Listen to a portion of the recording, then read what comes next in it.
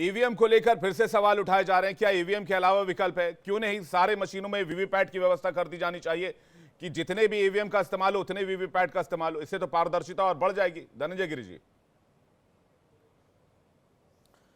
विवेक जी, देखिए, Elon Octavio Hume की बनाई गई कांग्रेस ने आज एलन मस्क के ट्वीट को लेकर के सवाल उठाया। तो मैं आचार्य चाणक्य को प्रणाम करता हूं, जिन्होंने आज से करीब 3000 साल पहले सेल्यूकस की कन्या से विवाह के समय जो शर्तें रखी थी, आज वो प्रासंगिक हो जाता है।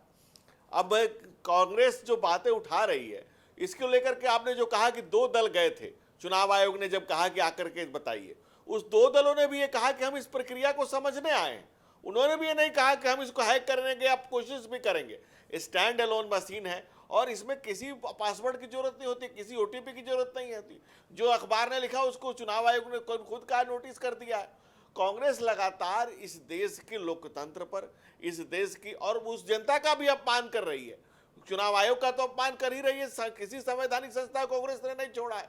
और इस देश में माल प्रैक्टिसिंग करने के लिए इलेक्शन में एक सिटिंग प्राइम मिनिस्टर को अगर सजा हुई है तो स्वर्गीय श्रीमती इंदिरा गांधी को हुई है। उन्होंने चुनाव को प्रभावित किया था, ये कोर्ट से प्रूफ था। कांग्रेस इस तरह के काले कारनामे करने की पुरानी आदी है। और जो आप कह रहे हैं, लालू यादव बिहार में कहा करते थे कि चुनाव में जिन निकालता हूं, मैं बूथ से बैलेट से जिन निकालता हूं, बूथ कैप्चरिंग, कई तरह की घटनाएं, अपराध होते थे। और अब जब चुनाव आयोग ने सुप्रीम कोर्ट में जो हलफनामा दिया, सुप्रीम कोर्ट ने जो सुप्रीम जजमेंट दे दिया, अभी चुनाव हुए हैं, तो आप कहिए कि भाई कर्नाटका का हमारा चुनाव गलत है, हम इसको नहीं मानते हैं। तेलंगाना में जो हम जीते उसको नहीं मानते हैं। 99 जो सीटें आई उसको आप नहीं मानते। अब नहीं उनका नहीं और सिंपल सा आरोप यह है कि ईवीएम का इस्तेमाल करके बीजेपी ने तीसरी बार गवर्नमेंट बना ली है। तो क्या आप लोगों ने ईवीएम का इस्तेमाल करके इंदिरा गांधी जी का रिकॉर्ड तोड़ दिया? तो उनको ये बताना चाहिए कि जब पहली बार 2004 में पूरे देश में पहली बार चुनाव हुआ, जब उनकी सरकार, कांग्रेस की सरकार बनी थी, तो क्या उन्होंने ईवीएम हैक किया था? 2009 में क्या उन्होंने ईवीएम हैक किया था? कर्नाटका में क्या उन्होंने ईवीएम हैक किया? क्या उन्होंने हिमाचल में किया? क्या आंध्रा में किया? तो इसका भी जवाब दे। मीठा मीठा गब गब, कड़वा कड़वा थू, तो ये कैसे हो सकता है? आप दोहरा मापदंड कैसे रख सकते हैं?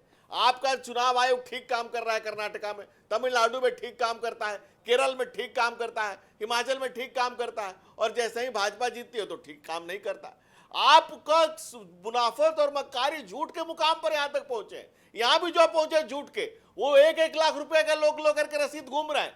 जो आपके कार्यालयों के बाहर भीड़ लगी है, उसका जवाब पहले आपको देना नहीं है। आपने कर्नाटका में जाकर के 3 रुपए दाम बढ़ा दिए तेल के। जनता आपसे पूछना चाह रही कि भाई खटाखट वाले कहां हो, तुम दाम फटाफट बढ़ाए जा रहे हो। तो आप उसको डाइवर्ट करने के लिए एलन ऑक्टेवियो ह्यूम की कांग्रेस को एलन मस्क ने एक नया झुंझुना थमा दिया, जिसको लेकर के आप इस देश के लोकतंत्र लोक लज्जा से चलता है।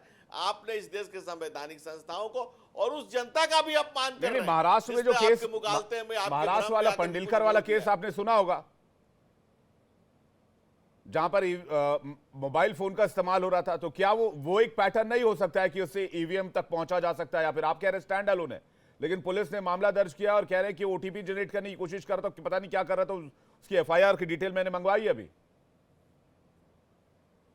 देखिए, वो बिल्कुल मोबाइल फोन के इस्तेमाल का मामला है और सारे लोग जानते हैं, जो लोग भी चुनाव लड़े हैं या चुनाव प्रक्रिया में शामिल होते हैं, कि उस मशीन में कोई ओटीपी की जरूरत ही नहीं होती है। और जब जो चीजें चल रही है जांच प्रक्रिया सामने आने दी, दूध का दूध, पानी का पानी हो जाएगा।